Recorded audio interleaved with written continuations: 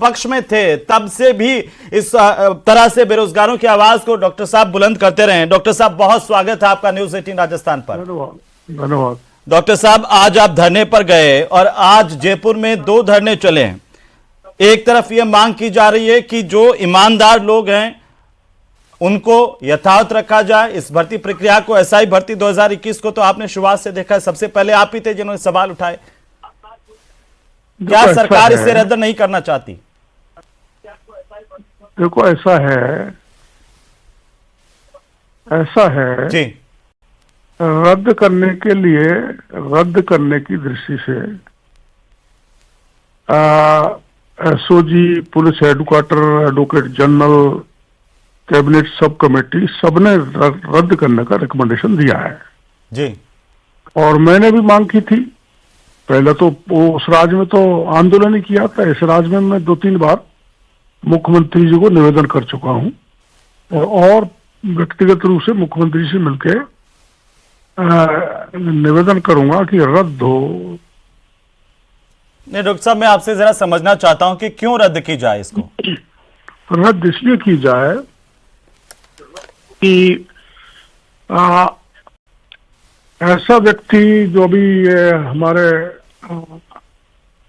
पूर्व पुलिस अधिकारी कह रहे थे जी कि जो एप्लीकेशन ज्वाइनिंग देना नहीं जानते, एप्लीकेशन लिखना नहीं जानते, वो थानेदार बन गए, तो ये राजस्थान की लॉ एंड ऑर्डर की पोजीशन क्या रहेगी जी। जो डमी बैठे हैं और वो थानेदार बन गए डमी बैठा के, वो क्या लैंडर को मेंटेन कर पाएंगे? मेरा मोटा सा सोच है जी।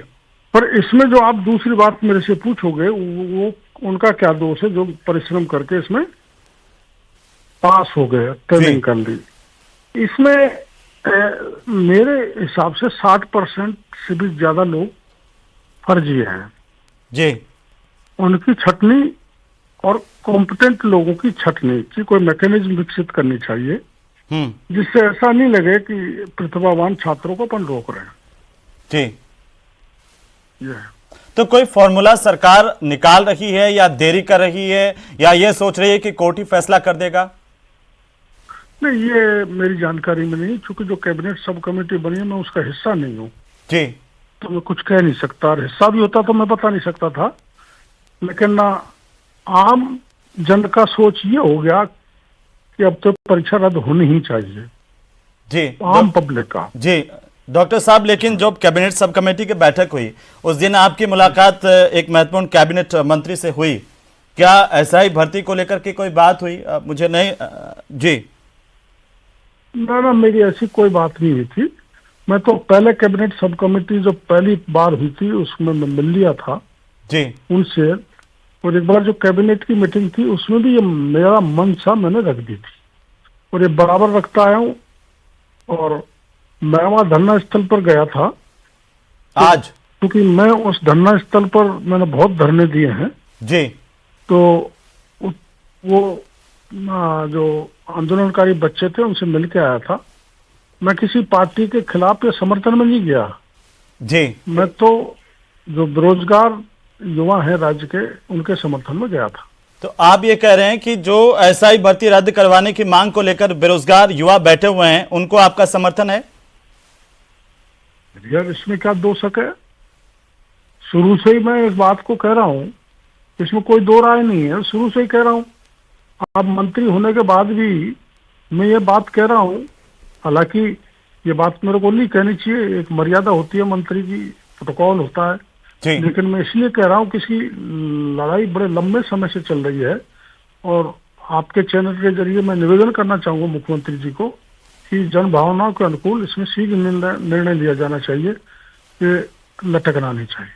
डॉक्टर साहब, ये जो लोग अभ्यर्थी हैं ये भी आपसे मिले थे, इनके परिजन जो चयनित हुए हैं एसआई सब इंस्पेक्टर में चयनित हुए थे, वो ये भी आपसे मिले थे और गुजारिश की थी कि ये यथार्थ रहनी चाहिए? बिल्कुल 150-200 बच्चे मेरे से मिले थे। इसलिए तो मैं आपको ये बात कर रहा हूँ कि एक ऐसी मैकेनिज्म विकसित की जाए जो किसी एक्सपर्ट से कमेटी बना के, ताकि जो प्रतिभावान छात्र हैं उनका हक नहीं मारा जाए।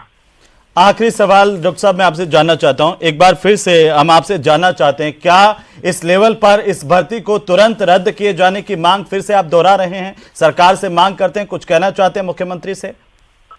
देखो, मैं वहाँ मौके पे जाके आया था, आज उन बच्चों को कह के आया था कि भाई मैं इस बात को मुख्यमंत्री जी तक, आप तेज गर्मी में यहाँ पर बैठे हो, आपकी भावना को मैं मुख्यमंत्री जी तक पहुंचाऊंगा। तो इससे स्पष्ट है कि मैं इस मामले में हूँ जी। जी। और ये मांग करते हैं कि एसआई भर्ती परीक्षा पर फैसला जल्द हो और सरकार इसे रद्द करे। हाँ हाँ, अब तो क्या है कि कई तारीख माननीय उच्च न्यायालय ने दे दी, आमजन में माहौल बन गया और ये परसेप्शन बन गया कि अब तो ये रद्द होगी तो तदनुकूल कार्रवाई होगी। बिल्कुल डॉक्टर साहब, चलिए बहुत शुक्रिया हमारे साथ जुड़ने के लिए और इतनी बातचीत करने के लिए। सीधे शब्दों में डॉक्टर किरोड़ीलाल मीणा हमेशा से बेलाग तरीके से और प्रमुखता से अपनी बात कहते रहे हैं। आज एक बार फिर से न्यूज़ 18 राजस्थान पर उन्होंने बहुत बड़ी बात कही है। मैं आ रहा हूं सत्येंद्र जी। शैलेंद्र गुर्जर साहब, अब क्या बच जाता है, बताइए। देखिए हेमंत जी, माननीय मंत्री जी ने एक बहुत अच्छी बात करी है कि जो ईमानदारी से, जो मेहनत कर कर, जो गरीब किसान मजदूर के बच्चे सब इंस्पेक्टर बने, ट्रेनी सब इंस्पेक्टर हैं, जिनकी नियुक्ति कांग्रेस पार्टी की गहलोत सरकार ने 2023 में दे दी थी, उन पे उनका एक ऐसा कोई मैकेनिज्म बनना चाहिए या एसओपी ऐसी बननी चाहिए कि ये छटनी हो सके। और उसी लिए माननीय भजनलाल सरकार लगातार प्रयास कर रही है और एसओजी भी उसी जांच को आगे बढ़ाते हुए कि जो दोषी हैं उनको कठोर से कठोर सजा दी जाए। और आपने देखा होगा 103 नहीं, वो मैकेनिज्म कब तक बनाने लेंगे जो रेडार में है उनमें से वो सब पूछ रहे हैं, पूरा प्रदेश पूछ रहा है आपसे।